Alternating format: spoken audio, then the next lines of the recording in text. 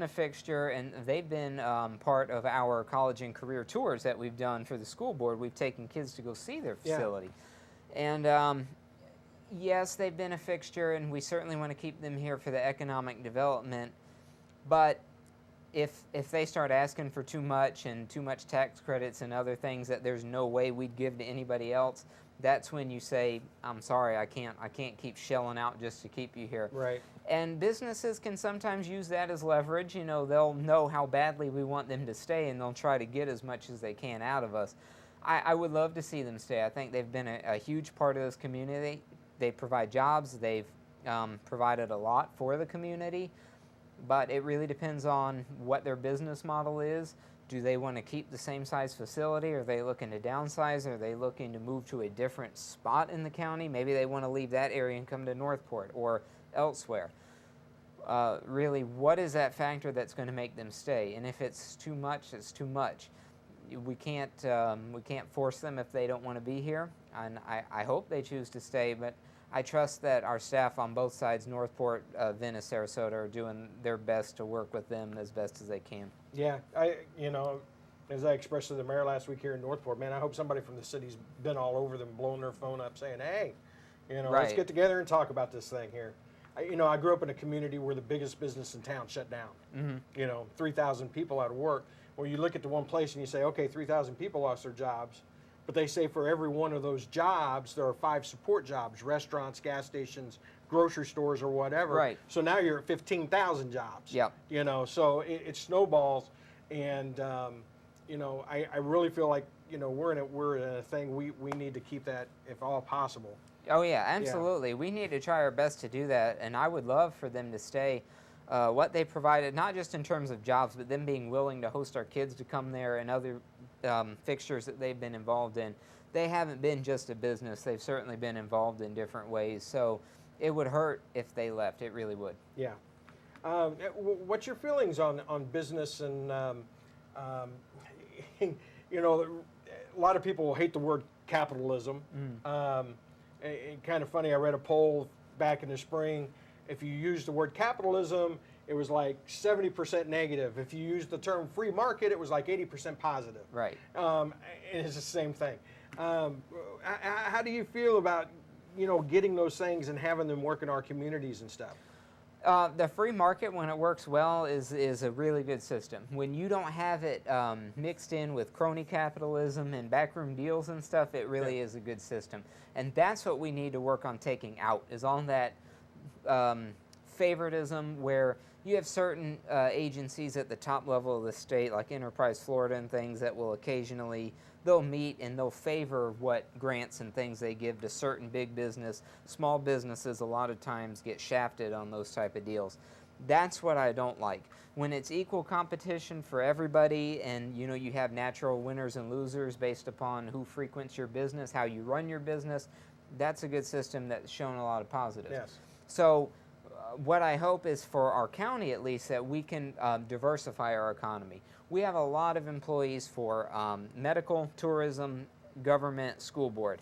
Outside of that, you don't have a whole lot just because there's not a whole lot else here in terms of economics. Yes. So if we can diversify that and try to work in that respect, that would be a great thing for our community. But again, we can't force people to come here if they don't see a profit, so it's really about working with those business leaders, seeing, what is it going to take, what are we missing here that you're not coming here? And if they say, well, your demographic's too old or too young or too whatever, then how do we entice them to come maybe in a different way? Maybe they don't build such a big facility, they build something smaller and do e-commerce, something like that. Okay, yeah.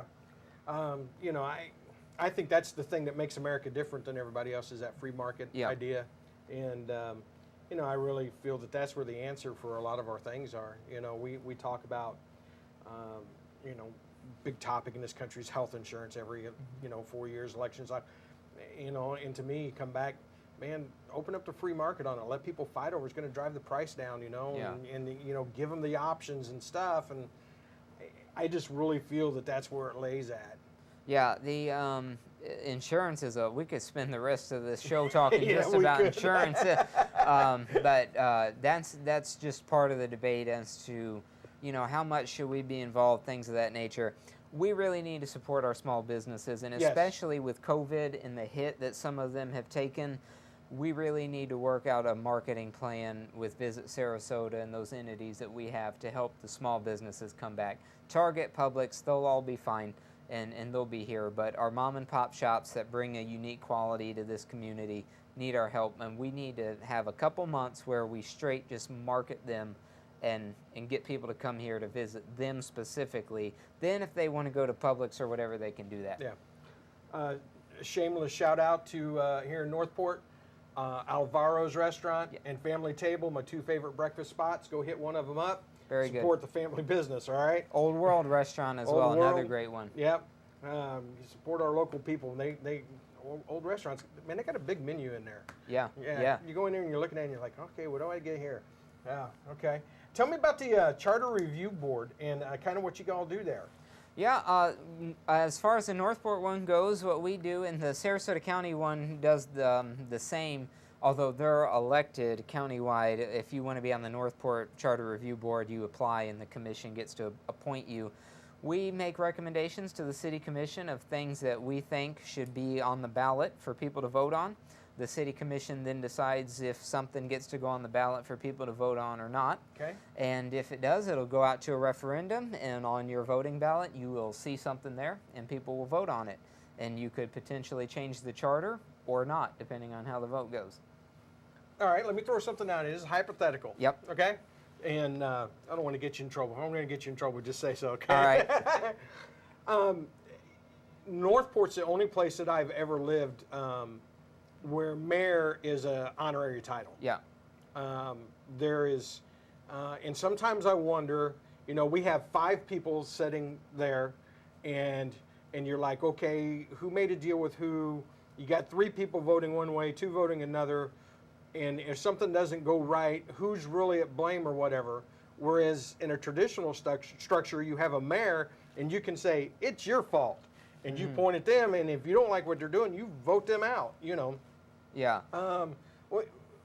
As big as Northport is, why don't they have that type of thing? Well, it goes back to our history as far as Northport goes. We had a mayor many years ago called Marge Gentle. She was a strong mayor. It was that strong mayor where she had that final say type of vote.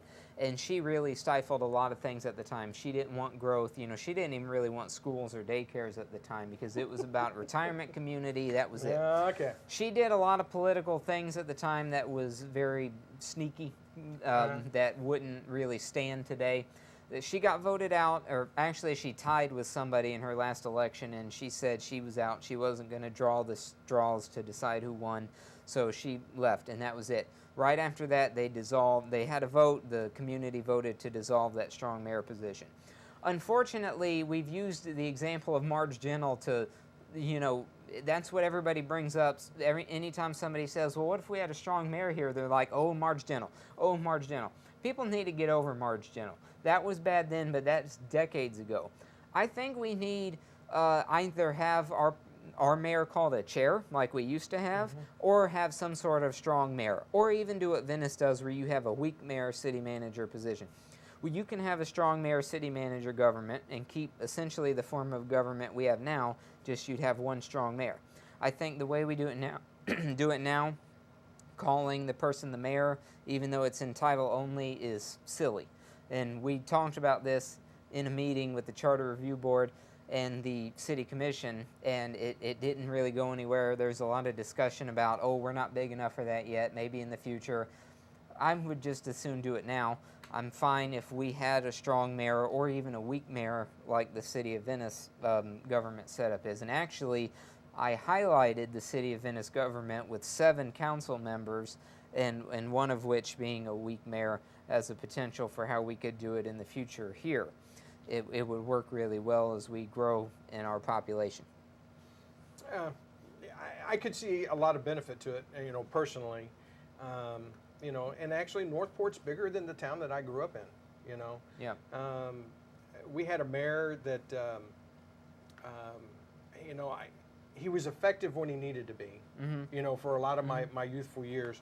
There was a lot of things he didn't do. There was a lot of things he neglected. You know, but when the town needed him, he did the job. Yeah. And I think he got voted in. I don't know. I think he was in 24 years, something like that. Yeah. You know. And, so, you know, if you're worried about the strong mayor being a bad mayor and that one vote being bad, you could have it where it's a weak mayor. They have some extra authority, but you still need that majority vote there. Or if you get a bad strong mayor, you could always vote the bad strong mayor out. You know, we've certainly had in the past questionable city commissioners at the majority level where they had 3 out of 5. And, you know, that happens sometimes, which is all the reason why it's important to get involved in the local elections and make sure you vote the right way. I'm a little concerned, and I know this is more of a city thing than the county. I'll get back to county in a second, but I'm a little concerned about what popped up this week about the freedom of information. Yeah. You know, where you're still going to be able to get things from the city of Northport, but it's going to be a lot tougher. Right, and I've said since 2016 that we need an online database where you can easily access stuff. It is 2020. We have 21st century technology, and the problem is that it costs and takes staff time and extra staff to go through all these requests because of how it's set up. Venice and Sarasota do a better job in terms of the online public record requests than the city of Northport does. And I heard for a few years that it was coming, but stuff happened, it never got here. You know, I love the city of Northport staff and the people here, but this is antiquated the way that we have it, and it needs to get into a 21st century model. Put all the stuff on the emails out there. I mean, sensitive legal information, I understand why it can't be published. But everything else, make it easy to where people can get it. And like Commissioner Carasone said in the meeting, if you don't want it out in public, don't send it in an email. Yeah. When you send an email to a public official, it's out in public. It says so when you send the email. It's part of the disclaimer. You know when you send it publicly like that, it's public. So it needs to be available for everybody to have. Yeah, yeah, I agree. It was a little concerning when it happened this last week, and you know, so I hope that they get that taken care of. I think the majority of the citizens, you know, from what I'm seeing online, the majority of the citizens are like, whoa, wait a minute here. And that lack of technology irritates me to a very high degree because of it's 2020. Hey, it's there. Yeah. Yeah. And I'm an old guy. My background was audio recording. Okay. So I used to spin 2-inch tape. Yeah.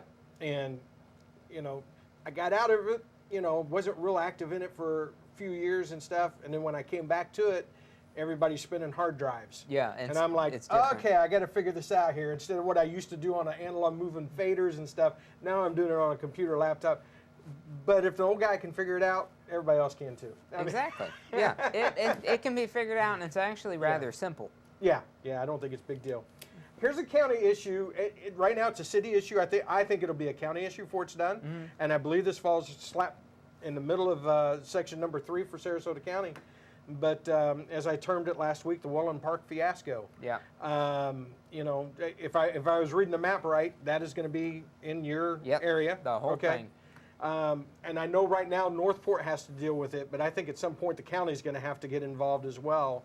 Man, I don't see a good outcome one way or the other there. You know, how do you feel about it? Yeah, I'm assuming you're talking about the de-annexation. Yeah, they want to de-annex, pull away from Northport. Yeah. Yeah.